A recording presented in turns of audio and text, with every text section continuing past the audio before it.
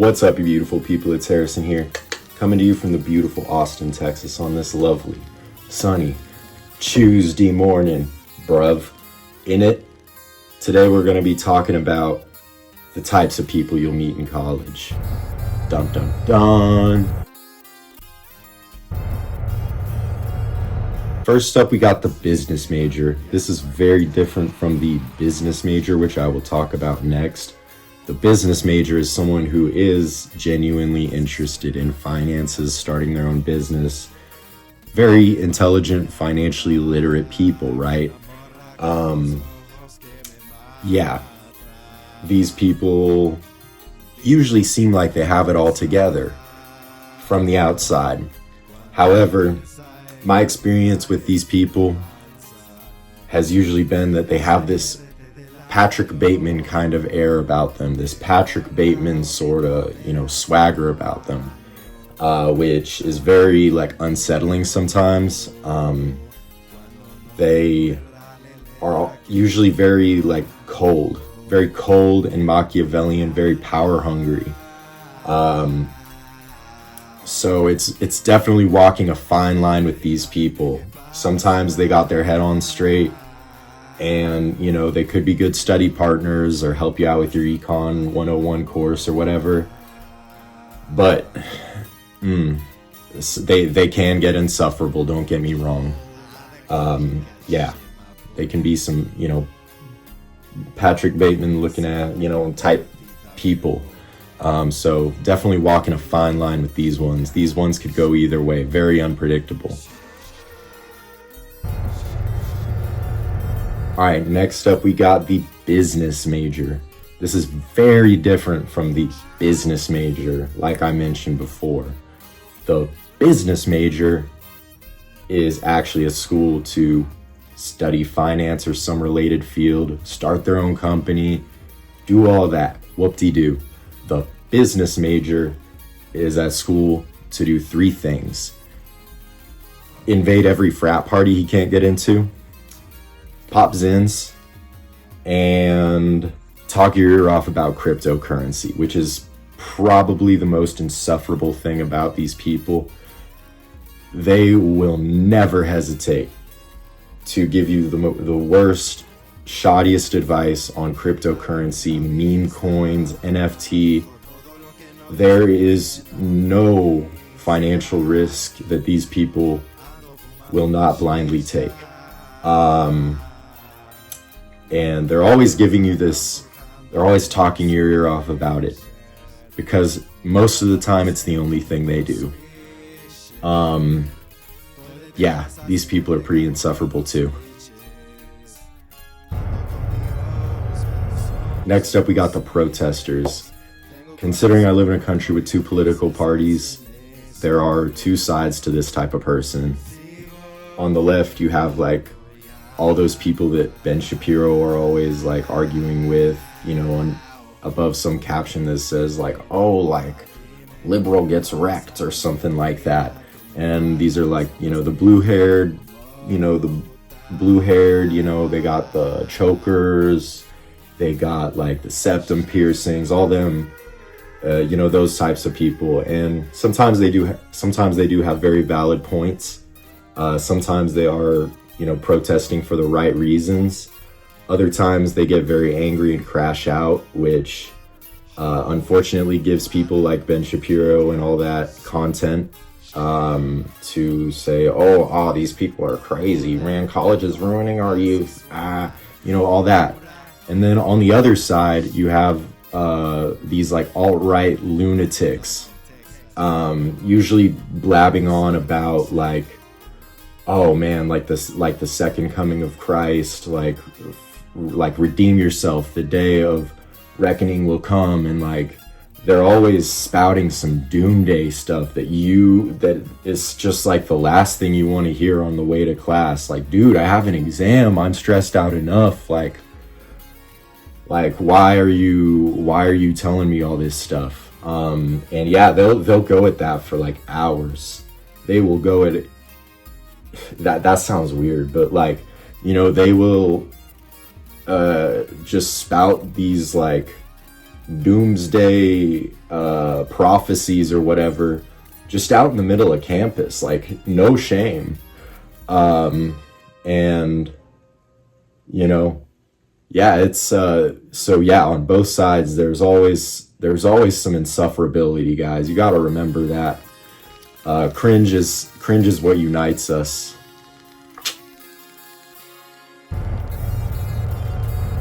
Next up, we got the artist, or should I say the artist.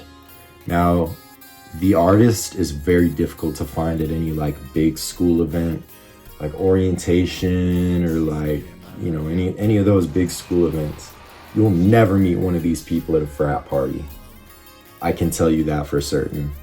You'll usually see these people hanging out under the shade of some tree, scribbling in their notebooks, sometimes alone, sometimes with the most diverse and bohemian group of friends you'll ever seen. Like, you'll see them chilling out, and like one person will have like a magical stick, and then they'll have like a totem pole, and like someone will be hula hooping. Like they just somehow manage to find the most diverse, like bohemian groups of people, usually wearing very bright, like expressive, sometimes like trippier psychedelic clothing.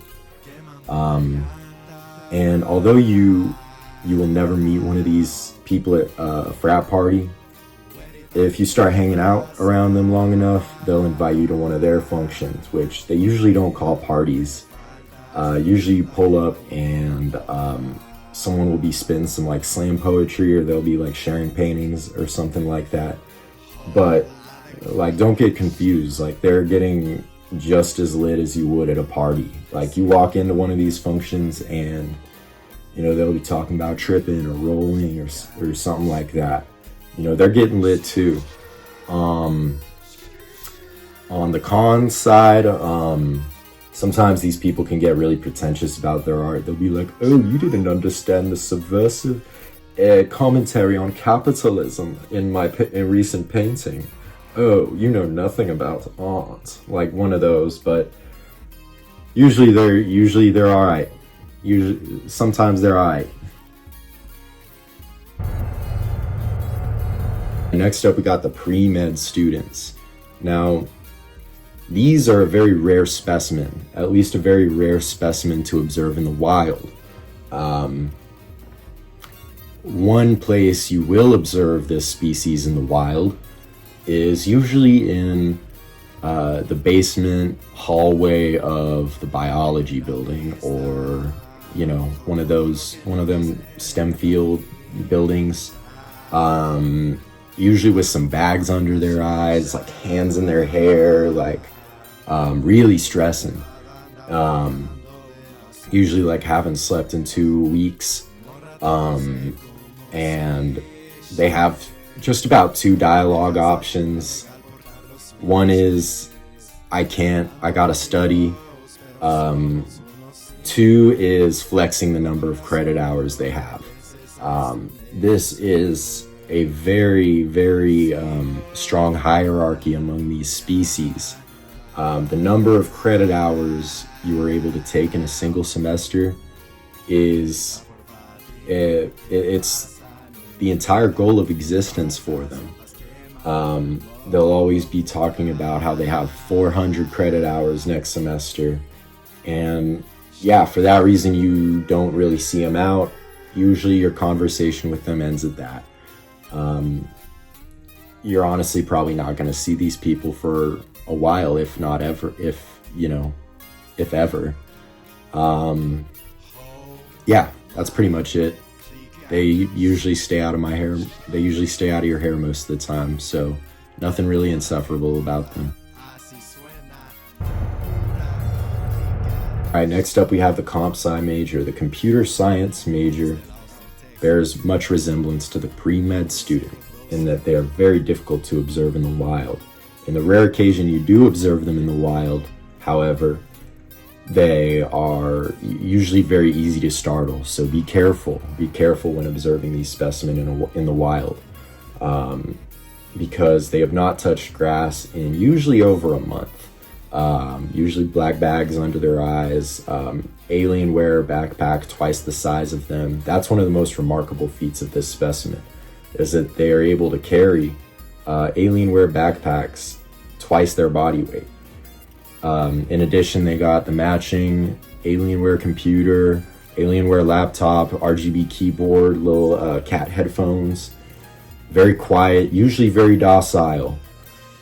However, they form their own sub-communities on platforms such as Discord, Reddit, Twitch, and all those, where they are much more vocal. And in these communities, they bear more resemblance to the protester in terms of their political extremism. However, sometimes luckily, they lack the courage or social skills to touch grass enough to express their opinions publicly. So most of their extremist political opinions usually stay on Twitch, Discord, or Reddit, which makes these much less dangerous of a specimen, luckily. Alright, next up we got the frat boys. Now the frat boys are just about the diametric opposites, the pre-med students and the comp sci majors, in that they are very easy to observe in the wild. This specimen makes their presence very well known to everyone in their vicinity, usually by employing their greeting ritual of "Saw, dude." They can usually be seen packing a Zin in the middle of class, cracking open a Natty Light, and upon engaging in their greeting ritual, they will extend their gratitude to you with one of the greatest signs of respect among their culture, which is inviting you to send it at Sigma Chi this weekend, dude.